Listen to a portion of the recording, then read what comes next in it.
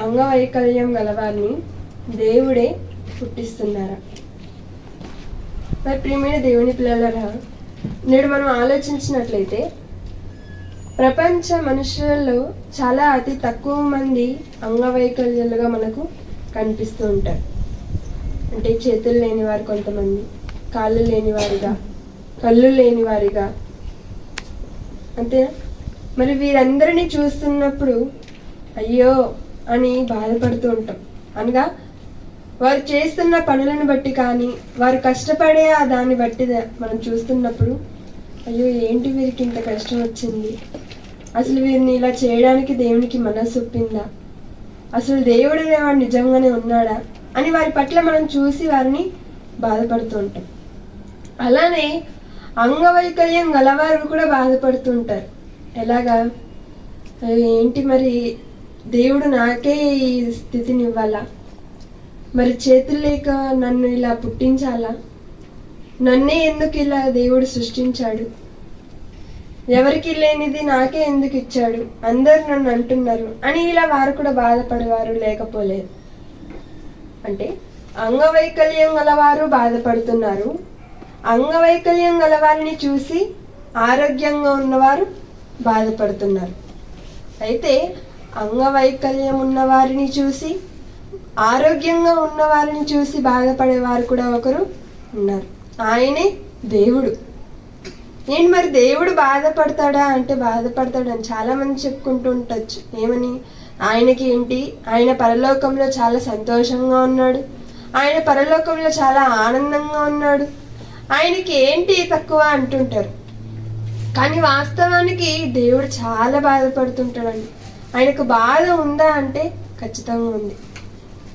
మరి మనం ఆలోచిస్తున్నప్పుడు ఈ సమాజంలో అంగవైకల్యం గల వారిని చూస్తే మనం బాధపడుతూ ఉంటాం. వారు బాధపడుతూ ఉంటారు, ఆరోగ్యంగా ఉన్నవారు వారిని చూసి జాలి పడుతూ బాధపడుతూ ఉంటుంటారు.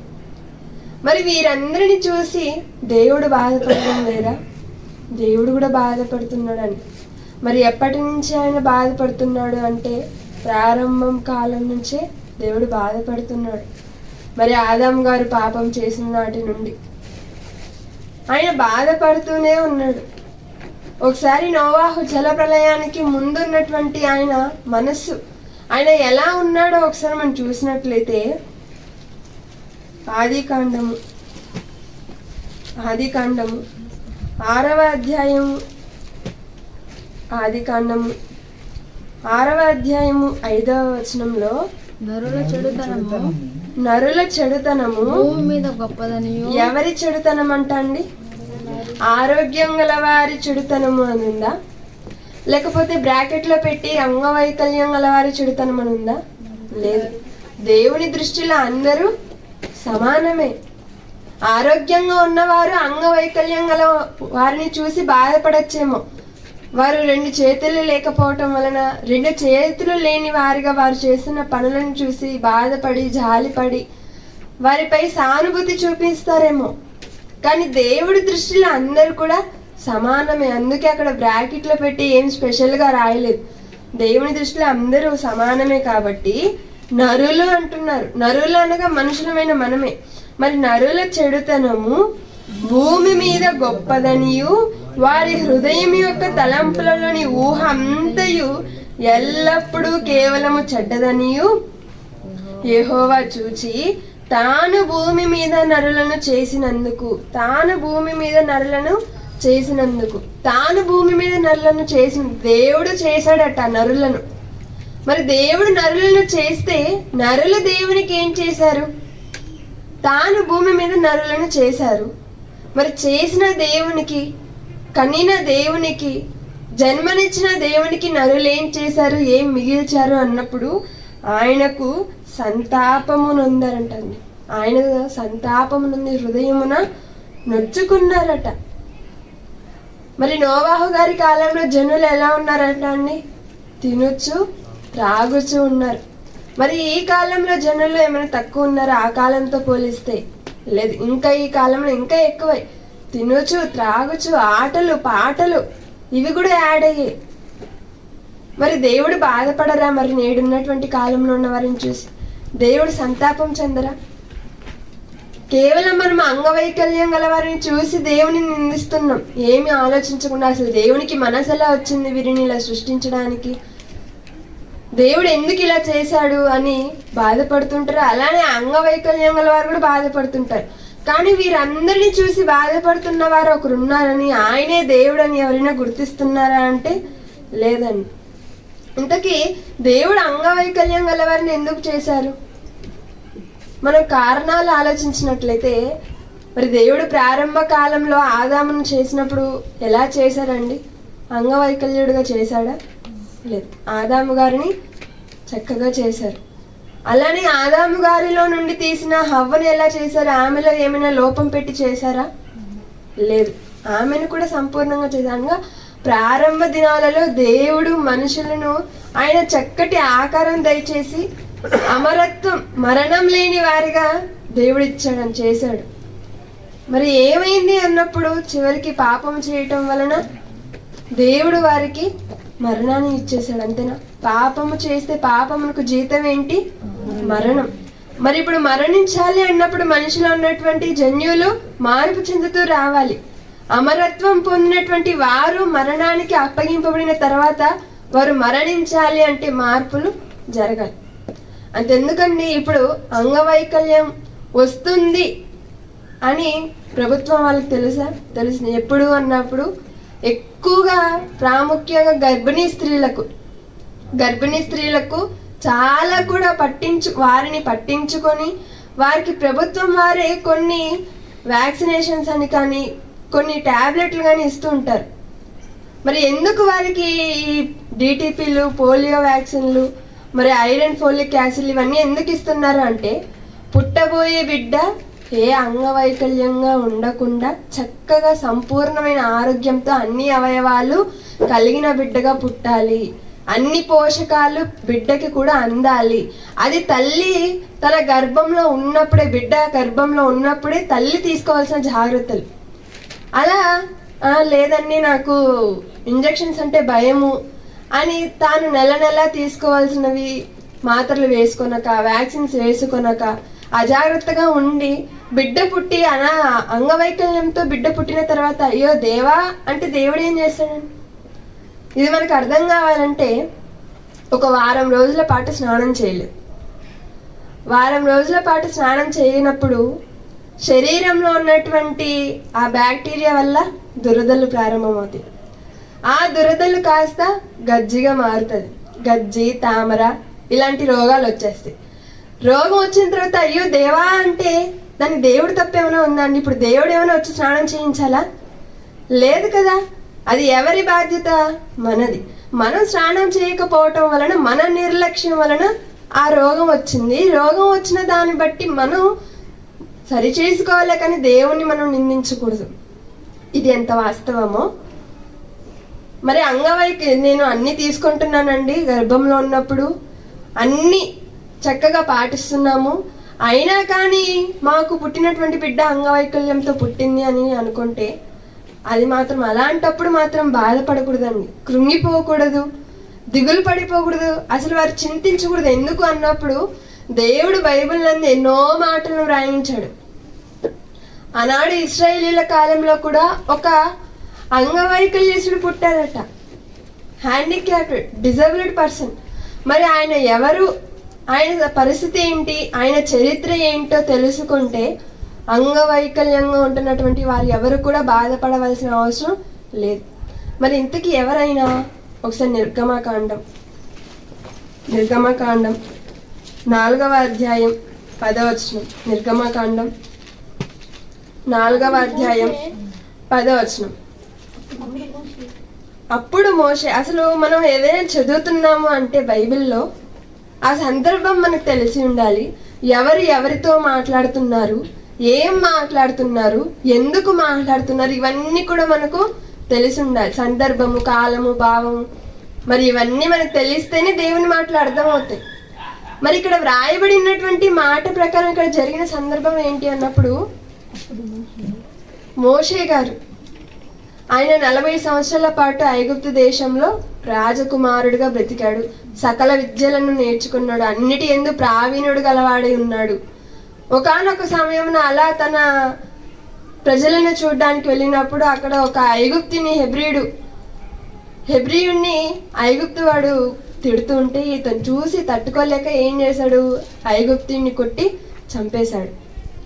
మరుసటి రోజు ఆయన వెళుతూ ఉంటే ఇద్దరు హెబ్రీయులే మాట్లాడుకుంటూ సంభాషించుకుంటూ పోట్లాడుకుంటున్న సమయంలో ఇతను వెళ్ళి, సహోదరులారా మీరు ఎందుకు ఇలా మాట్లాడుతున్నారు, మనమంతా ఒకటే కదా అన్నప్పుడు, ఏంటి ఇప్పుడు నిన్న ఐగుప్తుని చంపినట్టు మమ్మల్ని కూడా చంపేస్తావా అనగానే మోషే గారికి విషయం అర్థమైపోయింది. ఓకే, వీరికే తెలిసిపోయిందంటే ఖచ్చితంగా రాజుకు తెలిసిపోతుంది, రాజుకు తెలిసిందంటే ఖచ్చితంగా నన్ను చంపేస్తాడనేసి వెంటనే ఐగుప్తు దేశం నుండి ఆయన పారిపోతాడని. అలా పారిపోయి ఒకానొక ప్రదేశానికి వెళ్తాడు, మిద్యాన్ అరణ్యానికి. అక్కడ నివసిస్తున్నటువంటి వారిలో అక్కడ ఉన్నటువంటి ఒక స్త్రీని వివాహం చేసుకుంటాడు.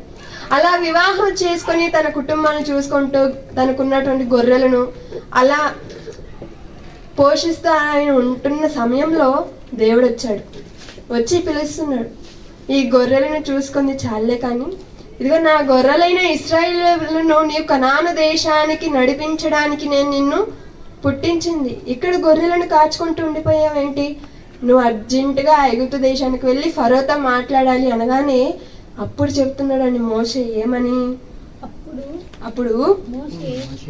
అప్పుడు మోషే ప్రభువా ఇంతకు మునుపైనను నీవు నీ దాసునితో మాట్లాడినప్పటి నుండి అయినను నేను మాట నేర్పరిని కాను, నేను నోటి మాంద్యము నాలుక మాంద్యము గలవాడనని యెహోవాతో చెప్పగా.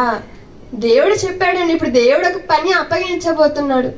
దేవుడు పని అప్పగించగానే ఇక్కడ మోషే గారు ఏం చెప్తున్నాడు, అయ్యో నేను మాట నేర్పరిని కాను, ఆ విషయం నీకు తెలుసు కదా, అలానే నేను నోటి మాంద్యం గలవాణ్ణి, నాలుక మాంద్యం గలవాణ్ణి. ఇంతకీ నోటి మాంద్యం అంటే ఏంటి, నాలుక మాంద్యం అంటే ఏంటి? మన భాషలో మనకు అర్థం కావాలి అంటే నత్తివాడని, అంతేనా? నత్తివాడు. ఏదైనా ఒక పదాన్ని ఒక్కసారిగా చెప్పామనుకోండి మంచిగా మాట్లాడుతున్నారు అని అర్థం. అదే ఒక పదాన్ని చెప్పడానికి 10 సార్లు ప్రయత్నిస్తున్నారు అనుకోండి, అప్పుడు ఆ వ్యక్తికి ఏముందని అర్థం, నత్తి ఉందని అర్థం. ఇప్పుడు ఇక్కడ ఉన్నటువంటి మన అందరం కూడా ఒకసారి కదా మాట్లాడుతున్నాం. మరి అలాగా ఇక్కడ మోషే గారు చెప్తున్నారు దేవునికి ఏమని, ఇదిగో ప్రభువా నేను మాట నేర్పరిని కాను, నేను నోటి మాంద్యము నాలుక మాంద్యము గలవాడనని దేవునితో చెప్తున్నాడంట అండి. నత్తివారు ఒక మాట మాట్లాడడానికి ఎంత కష్టపడిపోతూ ఉంటారు. చిన్న పిల్లలు, ఇది అర్థం కావాలనుకోండి, చిన్న పిల్లలను మనం చూస్తున్నప్పుడు వారు అత్త అని పలకడానికి చాలా కష్టపడుతూ ఉంటారు, అలానే నాన్న అనడానికి కష్టపడుతూ ఉంటారు. చిన్నప్పుడు అలా కష్టపడి పిలిచి పెద్ద అయిన తర్వాత నార్మల్గా పిలిస్తే ఏం కాదు, మరి పెద్దవారైన తర్వాత కూడా ఆ పదాలను పిలవడానికి కష్టపడుతుంటారు అనుకోండి, అలాంటి వారిని నత్తివారు అంటుంటాం. మరి ఇక్కడ మోషే గారు కూడా ఇప్పుడు అలాంటి పరిస్థితిలోనే ఉన్నారు. ఆయన కూడా హ్యాండిక్యాప్టెడ్, ఆయన కూడా అంగవైకల్యుడే, ఆయనకు నోటి మాంద్యం ఉంది, ఆయనకు మాట తడబడుతుంది, ఆయన స్పష్టంగా మాట్లాడలేడు. నేను మాట నేర్పరిని కాను అని చెప్తున్నాడు. మరి అలా చెబుతున్నప్పుడు ఇక్కడ ఎవరికి చెప్తున్నాడండి ఆయన? దేవునికి. మరి దేవునికి తెలియదా మోషేకి నోటి మాంద్యం ఉందని? చెప్పండి, దేవునికి తెలుసా తెలీదా?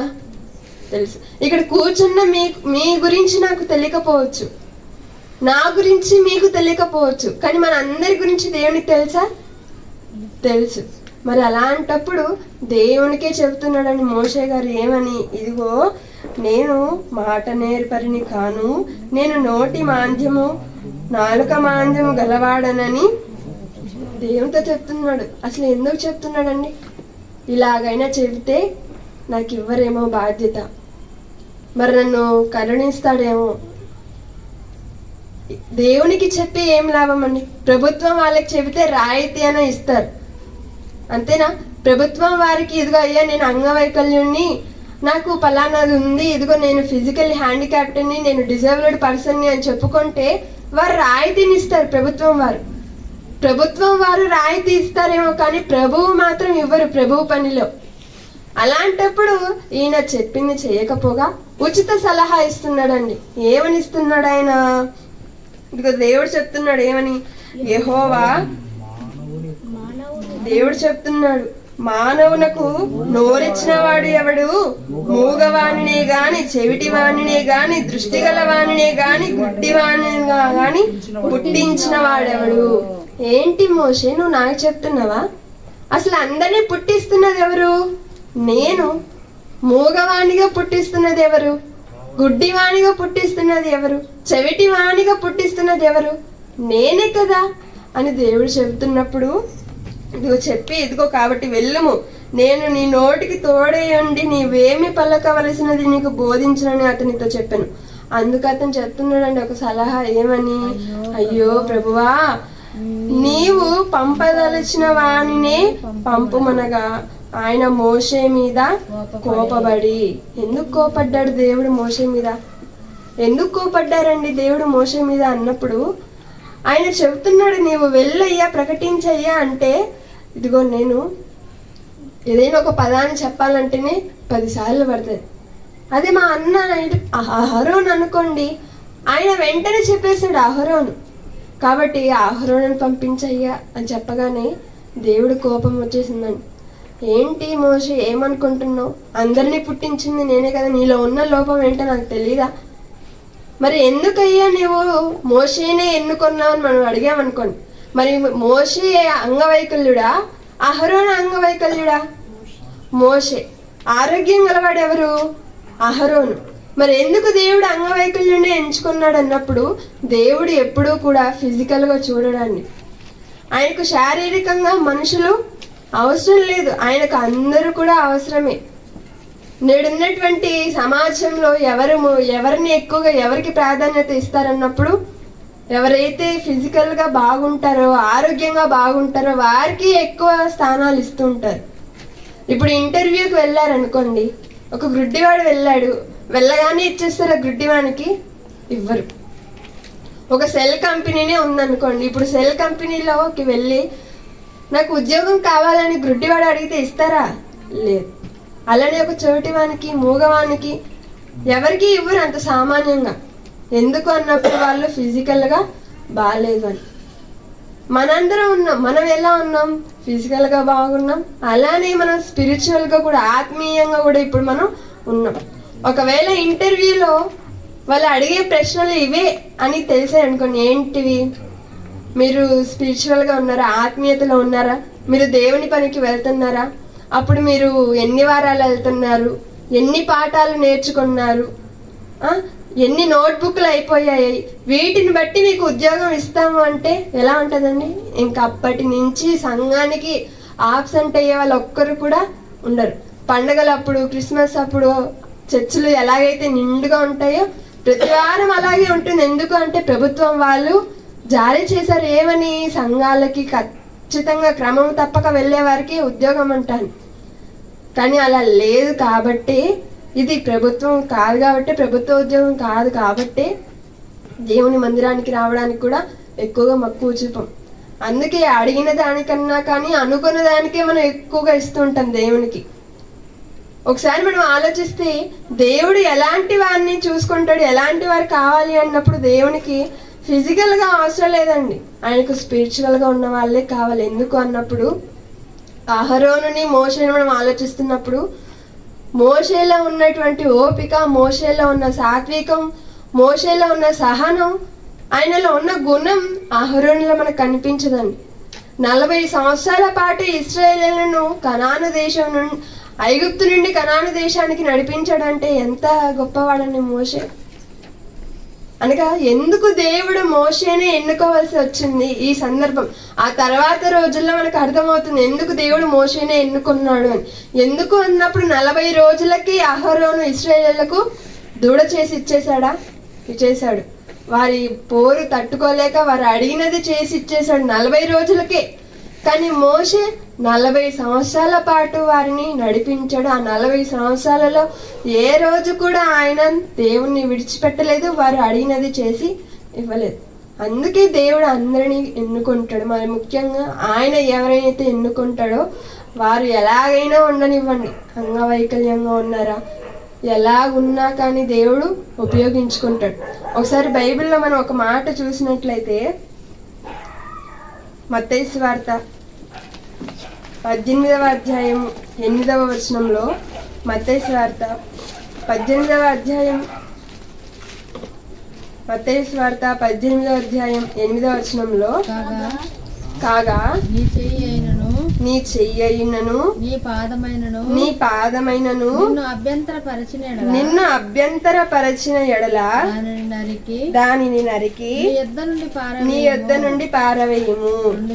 2 చేతులను 2 పాదములను కలిగి నిత్యాగ్నిలో పడవేయబడుట కంటే కుంటివాడుగానో అంగహీనుడుగానో జీవంలో ప్రవేశించుట నీకు మేలు. ఇక్కడ చెప్తున్నాడు ఏమని, ఇదిగో నీ అవయవాలు నిన్ను అభ్యంతర పరిస్థితి దాన్ని నరికి పారవేయి అంటున్నారండి. ఇప్పుడు ఒకసారి మనం ఆలోచించామనుకోండి, ఎన్నిసార్లు మన అవయవాలు మనల్ని అభ్యంతర పరచలేదు, నరికేసుకున్నామా? లేదు. ఒకవేళ నరికేసుకుని ఉంటే ఇప్పుడు మనకు అవయవాలు ఉండేవా? లేదు. అంటే ఒకసారి మనం ఆలోచిస్తే అంగవైకల్యం గల వారికి అవయవాలు దేవుడు ఇవ్వలేదు అంటే, ఇవ్వలేని అవయవాల ద్వారా కూడా వారు దేవుణ్ణి మహిమపరచచ్చు. ఇప్పుడు అన్ని అవయవాలు ఉన్నటువంటి మనం ఎలా బాధపడుతుంటాం? కొన్ని సందర్భాల్లో ఏదైనా చేయకూడని పనులు చేసేసామనుకోని చేతులతో, అప్పుడు ఎలా బాధపడుతుంటాం? అసలు ఈ చేతులు ఉండబట్టే కదా నేను ఈ పని చేశాను, ఈ చేతులు లేకుండా ఉంటే నేను ఈ పని చేస్తున్నాను కదా అని ఉంటారు. ఏదైనా నోటి మాట వదిలేసి ఉంటారు అనుకోండి, నోరు పారేసుకొని నోరు జారేసి ఉంటారు అనుకోండి, నోటి మాట ద్వారా గాయపరిచి ఉంటారు అనుకోండి, అప్పుడు ఎలా అనిపిస్తుంటది? నోరు ఉండడం బట్టే కదా నేను ఈ మాట అనగలిగాను, అదే నోరు లేకుండా ఉంటే నేను ఈ మాట అనున్నాను కదా అని ఉంటారు. అలానే పాదములు, ఈ పాదములు ఉన్నాయి కాబట్టి నేను పాపం చేయడానికి పరుగులెట్టాను కదా, అదే ఒకవేళ పాదములు లేకుండా ఉంటే నేను వెళ్ళి ఉండేవాడని కాదు కదా అని భావిస్తుంటాం. ఇది ఎంత వాస్తవమో అందుకే చెప్తున్నాడు దేవుడు. మరి అవయవాలు ఉండి నరకానికి వెళ్ళేదానికన్నా అవయవాలు లేక దానిని సద్వినియోగపరుచుకుని ఉన్న అవయవాలతో దేవుని పని చేస్తే నరకం అనేది మనకు తప్పుతుంది. మరి ఇచ్చిన అవయవాలు ఎందు నిమిత్తమై వాడుకోవాలి? ఒకసారి మనం చూసినట్లయితే రోమియోలకు రాసిన పత్రిక, దేనికి ఇవ్వకూడదు, దేవుడిచ్చినటువంటి అవయవాలను దేనికి వాడకూడదు. రోమియోలకు రాసిన పత్రిక, అపోస్తులైన పౌలు గారు రోమియోలకు పత్రిక రాస్తూ 6వ అధ్యాయము 13వ వచనంలో, 6వ అధ్యాయం 13వ వచనంలో, మరియు మీ అవయవములను దుర్నీతి సాధనములుగా పాపమునకు అప్పగింపకుడి. దేనికి అప్పగించకూడదంట అండి? ఇచ్చిన అవయవాలను పాపమునకు, దుర్నీతికి సాధనముగా మీ అవయవాలను పాపమునకు అప్పగించకుడి. మరి ఏం చేయాలి? అయితే మృతులలో నుండి సజీవులం అనుకొని మిమ్మును మీరే దేవునికి అప్పగించుకొనుడి, మీ అవయవములను నీతి సాధనములుగా దేవునికి అప్పగించుడి. దేవుడిచ్చినటువంటి అవయవాలను దేనికి వాడకూడదంట? పాపానికి, దుర్నీతి సాధనానికి మనం వాడకూడదంట. మరి ఒక విషయం మనం ఆలోచించినట్లయితే, మన అవయవాలలో ఏదైనా ఒక భాగం కుళ్ళిపోయింది అనుకోండి, ఇప్పుడు దాన్ని ఏం చేయాలి? తీసేయాలి, అంతేనా? మరి మేము హాస్పిటల్కి వెళ్తున్నప్పుడు అక్కడ ఒక పేషెంట్, చాలా మంది ఉంటారు కదా, మరి వారిలో ఒక ఆమె చాలా ఏడుస్తూనే ఉంది నాన్ స్టాప్గా. మరి ఏంటమ్మా ఎందుకు ఏడుస్తున్నారు? బాధ ఎక్కువగా, నొప్పి ఎక్కువగా ఉందా అని అడిగితే నొప్పికి కాదంట అండి, ఆమెకి ఒక రోగం. అంటే ఏమైందంటే ఆమె ఒక షుగర్ పేషెంట్. మరి ఇంట్లో ఏదో పని చేసుకుంటున్నప్పుడు చీల, అది మేకు ఉంటుంది కదా, అది కాళ్ళకి దిగిపోయింది, పాదములకు. వాళ్ళు ఏం చేశారు? చిన్న చిన్న క్లినిక్లకి వెళ్ళి వాళ్ళు మాత్రలు ఇచ్చి సరిపోతుందిలే అనుకున్నారు. కానీ ఆమె షుగర్ పేషెంట్ అవ్వడం వల్ల లోపలే ఆ శరీర భాగం, ఆ పాద భాగం అంతా కూడా కుళ్ళిపోతూ పురుగులు మొత్తం మెదులుతూ ఉన్నాయి. మరి ఇప్పుడు ఆ పరిస్థితి ఏంటి అన్నప్పుడు డాక్టర్లు చెప్పింది, ఖచ్చితంగా ఈ భాగాన్ని, ఈ కాళ్ళని అరికాళ్ళని తీసేయాలి అని. మరి ఆమె ఎందుకు ఏడుస్తుంది? మరి ఏంటమ్మా నొప్పి ఎక్కువగా ఉందా అంటే కాదంట. మరి ఇంతవరకు ఊర్లో వాళ్ళు చాలా గొప్పగా బ్రతికినట్టున్నారు, గొప్ప పలుకుబడి ఉన్నట్టుంది. మరి అలాంటిది నేను ఇప్పుడు ఊరికి కాలు లేని దానిగా ఎలా వెళ్ళను? ఆ బాధ చూడండి. మరి ఇప్పుడు ఉన్నట్టుండి కాలు లేకుండా ఊరికి వెళ్తే అక్కడ ఉన్నటువంటి వాళ్ళందరూ ఎలా మాట్లాడతారు? కుంటిదాన్ని అయిపోయావా, చక్కగా అయిందని ఏదో అంటుంటారు కదా, వాళ్ళు అనే మాటలు ఈమె ముందుగానే తెలుసుకొని అసలు ఆమె పరిస్థితి ఎలా ఉంది అంటే, ఆమె బ్యాండేజ్ అలా విప్పితే ఆ బ్యాండేజ్తో పాటు చర్మం కూడా వచ్చేసి లోపలంతా పురుగులు మెదులుతూ ఉంటాయండి. ఇది నేను వాస్తవంగా చూసినప్పుడు కళ్ళెదురు కూడా పడిపోయాను ఫస్ట్ టైం. మరి అంత పరిస్థితిలో ఉన్నప్పుడు కూడా ఆమె ఎందుకు బాధపడుతుంది అంటే, ఆ అవయవాన్ని తీసేస్తారు, ఆమె అంగవైకల్యంగా మారిపోతుంది అని. మరి ఇప్పుడు అక్కడ ఉన్నటువంటి డాక్టర్ ఆమెని ఎలా చేస్తున్నాడు, చక్కగా ఉన్న వ్యక్తిని ఎలా చేసేస్తున్నాడు, అంగవైకల్యస్తులుగా చేసేస్తున్నారు కదా. మరి డాక్టర్ని ఏమన్నా అంటారా, ఎందుకు ఇలా అవిటి వాళ్ళగా అంగవైకల్యాలుగా మార్చేస్తున్నారు అని డాక్టర్ని అంటారా? లేదు. అసలు నీకు మనసుందా, జాలి ఉందా, ఎలా ఆపరేషన్ చేస్తావు, ఎలా తీసేస్తావు నా శరీరంలోని భాగాన్ని అంటామా? లేదు. డబ్బులు ఇచ్చైనా కొన్ని వేలు ఖర్చు పెట్టైనా తీపిచ్చుకుంటాం. ఎందుకు అన్నప్పుడు ఒక బొటన వేలుతో స్టార్ట్ అయింది అనుకోండి, ఆ బొటన వేలు వరకే తీసేయాలి. లేదు అన్నారనుకోండి, చెయ్యి తీయాల్సి వస్తుంది, అది మొత్తం స్ప్రెడ్ అవుతుంది కాబట్టి. లేదు నేను చెయ్యిని తీపిచ్చుకుని అంటారా, అది శరీరం అంతా పాకి చివరికి చచ్చిపోతారు. ఇప్పుడు ప్రాణం ముఖ్యమా, అవయవం ముఖ్యమా? ప్రాణం ముఖ్యం. కాబట్టి అంగవైకల్యంగా ఉన్న మనం ప్రాణులుగా ఉండాలి అంటే ఖచ్చితంగా తీసేసుకోవాలి. అప్పుడు డాక్టర్ని అంటారా? అన్నారు. డాక్టర్ని అననప్పుడు అసలు దేవుణ్ణి అనడానికి మనం అర్హులమా అండి? అంగవైకల్యంగా ఉన్న వాళ్ళే బాధపడరు కొన్ని సందర్భాల్లో, పోనీలే దేవుడు నన్ను ఇలా పుట్టించాడంటే ఏదో ఒకటి ఉంటుంది అని. కానీ వారు చేసే పనులను బట్టి, వారు పడే బాధలను బట్టి మనం అంటూ ఉంటాం ఆరోగ్యంగా ఉన్న వాళ్ళని చూసి. కానీ ఈ పాఠం ద్వారా మనం ఏం నేర్చుకోవాలి అంటే, అంగవైకల్యంగా ఉన్న వాళ్ళని చూసి మనం ఎప్పుడు కూడా బాధపడకూడదు. మనల్ని చూసి బాధపడే దేవుడు ఉన్నాడని తెలుసుకొని ఆయనని బాధపరిచే వారిగా ఉండకుండా మనం ఉండాలి. అందుకే ఒక మాట మనం ఒకసారి చూసినట్లయితే, తిమోతిలకు రాసిన రెండవ పత్రిక మరి ముందుగా ఈ మాట చూసుకుందాం. ఎఫెసీయులకు రాసిన పత్రిక 3వ అధ్యాయం 14వ వచనంలో, ఈ హేతువు చేత పరలోకమునందును భూమి మీదను ఉన్న ప్రతి కుటుంబము ఏ తండ్రిని బట్టి కుటుంబం అని పిలువబడుచున్నదో. మనం ఎలా పిలువబడుతున్నామంట అండి? కుటుంబముగా. అంతేనా? మనందరం కూడా ఎలా పిలువబడుతున్నాము? దేవుణ్ణి బట్టి కుటుంబంగా. మరి కుటుంబంగా పిలువబడుతున్నటువంటి మనం ఎలా ఉండాలి? ఇప్పుడు మన ఉదాహరణకు మనం దేవుని ఇంటిగా ఉంటున్నాం, మన కుటుంబం ఏది అన్నప్పుడు, ఎక్కడుంది అన్నప్పుడు ఈ విశ్వంలో ఉంది దేవుని కుటుంబం. ఇప్పుడు మన కుటుంబం గురించి మనం ఆలోచించామనుకోండి, మన కుటుంబంలో ఉన్న వస్తువులు ఎలా ఉంటాయి? ఒకసారి తిమోతిలకు రాసిన రెండవ పత్రిక 2వ అధ్యాయం 20వ వచనంలో, తిమోతిలకు రాసిన 2వ పత్రిక 2వ అధ్యాయం 20వ వచనంలో,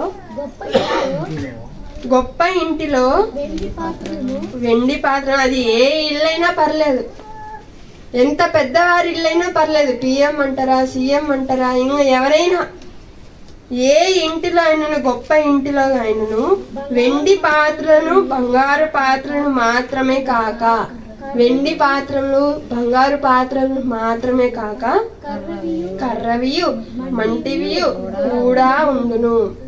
వెండి బంగారమే ఉంటుంది అనుకుంటే పొరపాటు. ఎలాంటివి కూడా ఉంటుందంట అండి, అది ఏ ఇల్లైనా అందులో బంగారు వెండితో పాటు ఏముంటాయంట? కర్రవియు మట్టివి కూడా ఉంటాయి. ఇది మనకు అర్థం కావాలనుకోండి. ఇప్పుడు మన ఇంట్లో ఉన్న వస్తువులన్నీ కూడా ఒకటే ఉంటుందా? మన ఇంట్లో అన్ని వస్తువులు ఒకటే ఉంటుందా అండి? ఇప్పుడు మన ఇంటి చుట్టూ, మన ఇంట్లో మొత్తం బీరువానే ఉన్నింది అనుకోండి, పడుకునేది ఎక్కడ పడుకుంటాం? బీరువాలో పడుకుంటామా? పడుకోలేం. ఇప్పుడు పడుకోవడానికి మనకి ఏం కావాలి? మంచం కావాలి. మరి ఎంతసేపు మంచం ఉంటే సరిపోతుందా?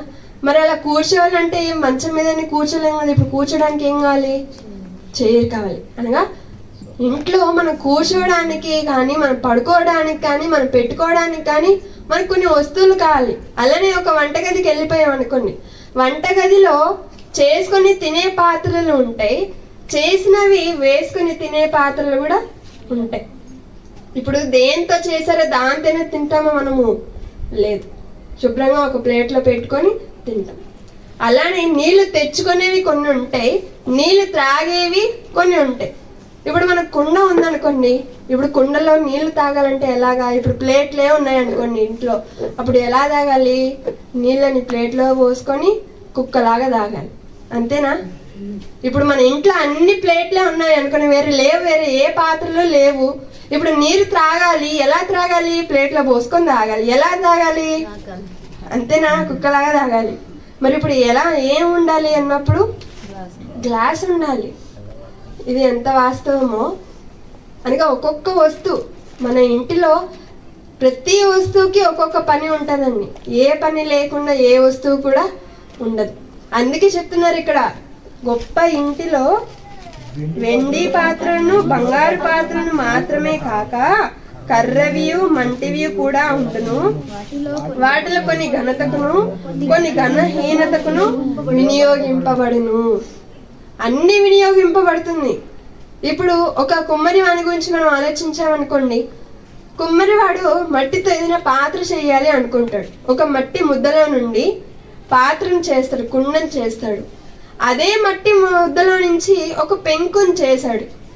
ఇప్పుడు పెంకు కుమ్మరివాడిని అడగచ్చా, నువ్వేంటి నన్ను మట్టి కుండగా చేయకుండా, నన్ను విలువైన దానిగా చేయకుండా నన్ను ఒక పెంకులాగా చేశావు అని కుమ్మరివాడిని అంటే ఏం చేస్తుంది? తీసి మళ్ళా మట్టి ముద్దలో వేసేస్తాడు. మరి ఎలాంటి పాత్ర లేని, ఎలాంటి ఆకారం లేని ఒక మట్టి ముద్దకు కుమ్మరి ఏం చేశాడు? ఆకారాన్ని ఇచ్చాడు. 2 రకాల ఆకారాన్ని ఇచ్చాడు. ఒకటి అదే మట్టి ముద్దలో ఒక కుండని చేశాడు, అదే మట్టి ముద్దలో పెంకుని చేశాడు. ఇప్పుడు రెండిటికి విలువ ఉందా? ఉందండి. పెంకుతో మనకు ఏ పని లేకుండా ఉంటుందా? ఉంటుంది. ప్రతి పని ఉంటుంది. పని లేకుండా దేనికి కూడా కుమ్మరివాడు ఆకారాన్ని చెయ్యడు.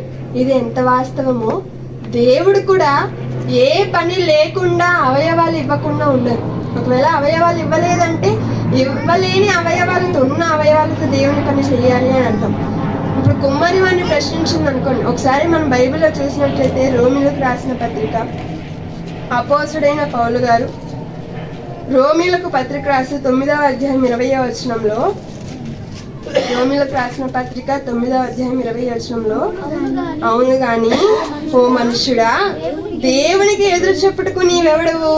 అసలు ఎందుకు ఇవ్వలేదయ్యా నువ్వు వీళ్ళకి అవయవాలు? దేవుడా, నువ్వు అసలు ఉన్నావా? ఉంటే కళ్ళు మూసుకున్నావా? ఇంత చిన్న బిడ్డకి ఎన్ని అవస్థలు అవసరమా? మరి ఈ బిడ్డ బాధపడుతుంది కదా, ఎందుకు ఇవ్వలేదు అవయవాలు అని దేవుణ్ణి అడగడానికి, ఎదురు చెప్పడానికి అసలు నువ్వెవడవు అంటున్నారండి. అలానే నన్ను ఎందుకు ఇలా చేసితివని రూపింపబడినది రూపించిన వానితో చెప్పునా అని చెబుతూ కింది చక్కటి ఉదాహరణ ఇచ్చాడు. ఏమని? ఒక ముద్దలో నుండియే ఒక ఘటము ఘనతకును, ఒకటి ఘనహీనతకును చేయుటకు మంటి మీద కుమ్మరి వానికి అధికారము లేదా? తన మైండ్ లో ఏది అనుకుంటాడో అది చేస్తాడు. మట్టి ముద్దల నుంచి ఘనమైనవి చేస్తాడు, ఘనహీనతవి చేస్తాడు. అంతేనా? కుండను చేస్తాడు, పెంకును చేస్తాడు. రెండిటికి ఉపయోగం ఉంది. కానీ అంతే కదా, ఎందుకు నన్ను ఇంత తక్కువ చేశావు అని పెంకు అన్నారు. పెంకుని చేశాడు కదా, దీంతో ఏం పని ఉంటుంది అని అనుకోకూడదు. ప్రతిదానికి కూడా పని ఉంటుంది. అందుకే దేవుడు ఇచ్చిన ఈ అవయవాలు ఎలాగంటే, దేవుడు మన శరీరంలో ప్రతి అవయవము ఎలా ఉంచాడంట అండి? తన చిత్త ప్రకారం పెట్టాడంట. మరి తన చిత్త ప్రకారం అవయవాలను మన శరీరంలో ఉంచినప్పుడు మనం ఎవరము దేవుణ్ణి అడగడానికి? ఒకవేళ దేవుడు అవయవాలు ఇచ్చాడా? ఇచ్చిన అవయవాలతో దేవుని పని చెయ్యాలి. ఒకవేళ అవయవాలు ఇవ్వలేదా? ఇవ్వలేకపోయినా కూడా దేవుని పనిలో మనం ఉండాలి.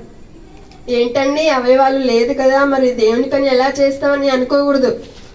ఒకసారి మనం ఆలోచిస్తే సమాజంలో అన్ని అవయవాలు కలిగి ఉన్నవారు చేసే పనుల కంటే కూడా అవయవాలు లేని వారు చేసే పనులే చాలా గొప్పవిగా మనకు కనిపిస్తుంటాయి. అంతెందుకండి, మరి కొన్ని సంవత్సరాల క్రితం ఒక ఇన్సిడెంట్ జరిగింది. ఏంటంటే అరుణిమ సింహ అనే అమ్మాయి, ఆమె ఉద్యోగరీత్యా ఒక ప్రయాణం చేస్తున్నప్పుడు, ట్రైన్లో ప్రయాణం చేస్తున్నప్పుడు ఆమె తల్లిదండ్రులు చనిపోయారు. ఆమె తల్లి కొనిచ్చినటువంటి ఆ చైన్, బంగారు చైన్ ఆమె వేసుకుంటే ఆ ట్రైన్లో దొంగలు పడి మరి ఆమెను పట్టుకొని అది లాక్కోవడానికి ప్రయత్నిస్తున్నప్పుడు ఆమె ఇవ్వలేదు. పక్క ఉన్న వాళ్ళు ఎవరు కూడా సహాయం చేయలేదు ఆమెకి. ఆమె ఏం చేసింది? పోట్లాడింది వాళ్ళతో, నేను ఇవ్వను అన్నది. లాస్ట్కి ఆ డోర్ వరకు వెళ్ళారు. చివరికి వాళ్ళు ఏం చేశారంటే ఆ డోర్ నుంచి ఆమె నెట్టేశారు, ట్రైన్లో నుంచి నెట్టేసేసారు ఆమె. అలా పడిపోయిన ఆమె మీద నుండి సుమారు 49 ట్రైన్లు వెళ్ళిందండి. ఇది వాస్తవం, నిజం. జరిగింది ఎప్పుడు అంటే 2011-13 ఆ సమయంలో. మరి ఆమె బ్రతికి ఉండగానే ఆమె శరీరం మీద నుంచి 49 ట్రైన్లు వెళ్ళింది. ఎప్పుడు అన్నప్పుడు రాత్రి నుంచి తెల్లవారుజాము వరకు. తెల్లవారుజామున మరి వ్యక్తులు అలా నడుచుకుంటూ వెళ్తున్నప్పుడు ఆమెను గుర్తించి హాస్పిటల్కి తీసుకెళ్తే అక్కడేమో మత్తు ఇంజెక్షన్ ఇచ్చి ఆపరేషన్ చేద్దామంటే మత్తు ఇంజెక్షన్ లేదు. ఆపరేషన్ చేయకపోతే ఆమె చనిపోతుంది. ఇప్పుడు ఏం చేయాలి? మత్తు ఇంజెక్షన్ లేకపోయినా ఆమె ఆపరేషన్ చేయించుకునిందండి. అంత బాధలు పడి ఇంటికి వచ్చేసరికి అందరూ అంటున్నారు, ఇంకా నువ్వు లైఫ్లో ఏముంది, తల్లిదండ్రులు లేరు, ఉద్యోగం అంటే ఏమీ లేదు, ఇంకెందుకు నువ్వు బతికి వేస్ట్. వాళ్ళు అనే మాటలకు ఆమె కృంగి ఆమె నిర్ణయించుకుంది ఒకటే, నేను ఈ ప్రపంచానికి సమాజానికి వీళ్ళందరి నోర్లు నేను మూయించాలి ఎలాగైనా అని నిర్ణయించుకుంది. ఆమెకు ఒక కాలు లేకపోయినా ఆమె ట్రైనింగ్ తీసుకొని మౌంట్ ఎవరెస్ట్ని ఎక్కిందండి. మొట్టమొదటి అంగవైకల్యం కలిగిన స్త్రీ ఎవరైనా ఉన్నారంటే అది ఆమె. ప్రపంచ చరిత్రలో పర్వత శిఖరాన్ని ఎక్కి అధిరోగమించినటువంటి స్త్రీ ఈ అరుణిమ సింహ. మరి ఆమె చెయ్యలేదా? ఆమెకు అవయవం లేదు, ఒక అవయవం, ఒక కాలు లేదు.